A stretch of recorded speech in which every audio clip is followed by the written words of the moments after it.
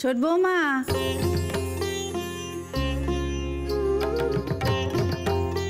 ঠিক করে দিও কেমন, কেউ যেন আধ পেটা না খেয়ে থাকে।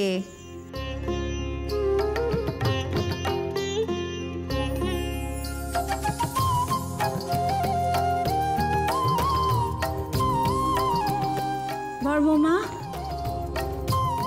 যাও যাও, এগিয়ে দাও এগিয়ে দাও।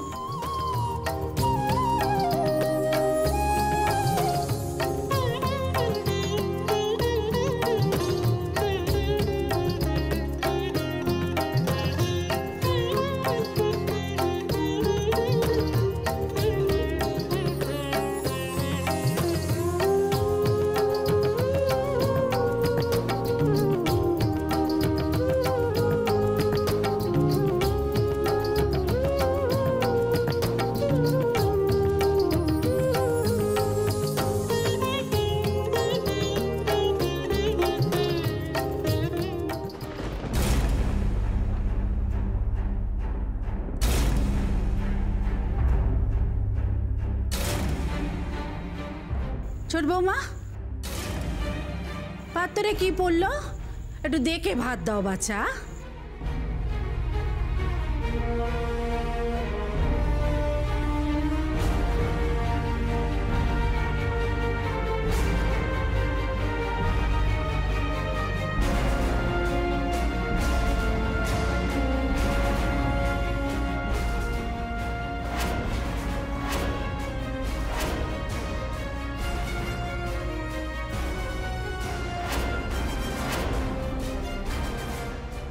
কি কাকের পালক?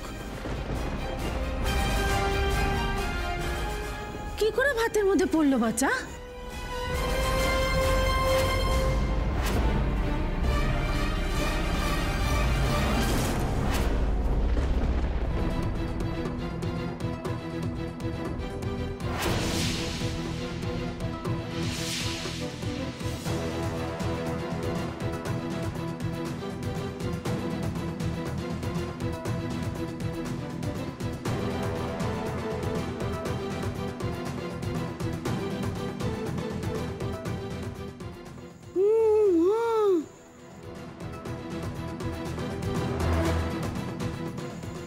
কি অনুক্ষণে কাণ্ড গো।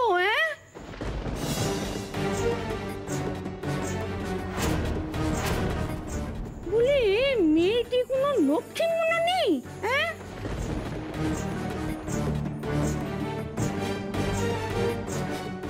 বলি এত পোলাও, তার মধ্যে পানক পড়লো।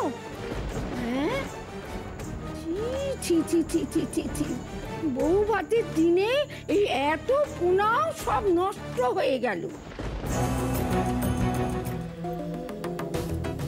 মুখ কিনে দাঁড়িয়ে কি করছো বলো তো?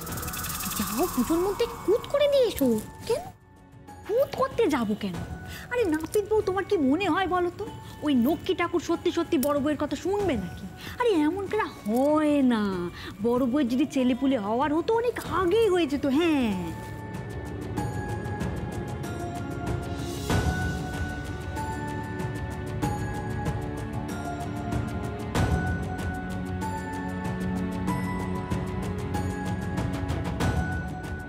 এদের এমন ভক্তি, এতেই তো শ্রীলক্ষ্মী নড়ে যাবে, সাড়া না দিয়ে থাকতে পারবে না সে।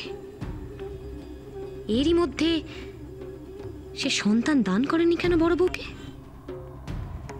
তার মানে নিশ্চয়ই এ ক্ষমতা নেই তার।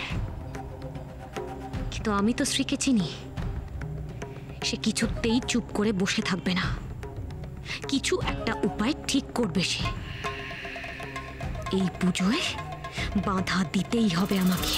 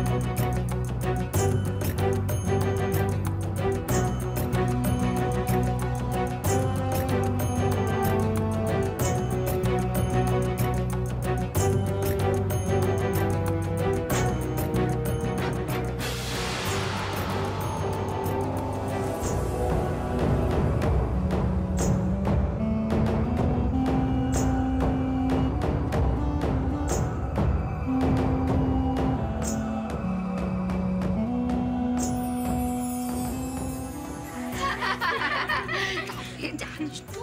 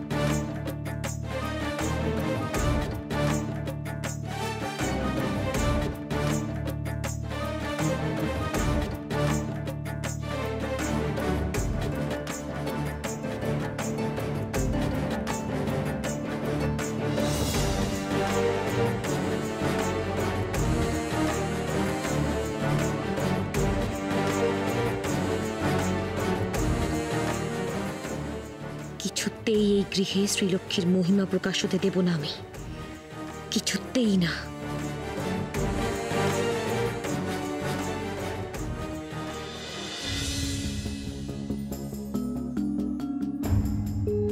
কি নাপিত বউ, তুমি এখানে এইভাবে দাঁড়িয়ে আছো যে?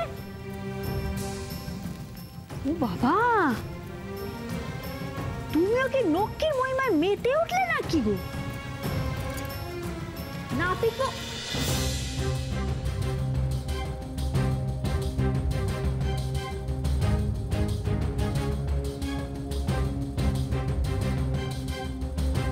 মরণ দশা, আবার নাপিত বউ গেল কোথায়?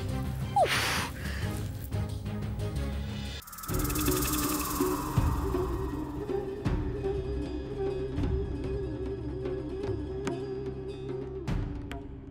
জড়তি,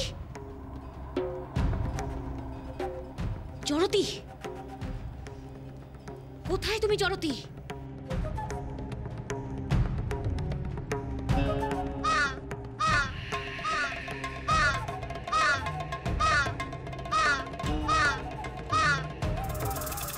চাইনে আমার অমন ঠাকুরের প্রসাদ, মুখে আগুন অমন ঠাকুরের, যাকে এই বাড়িতে সবচেয়ে বড় বলে মানা হয়।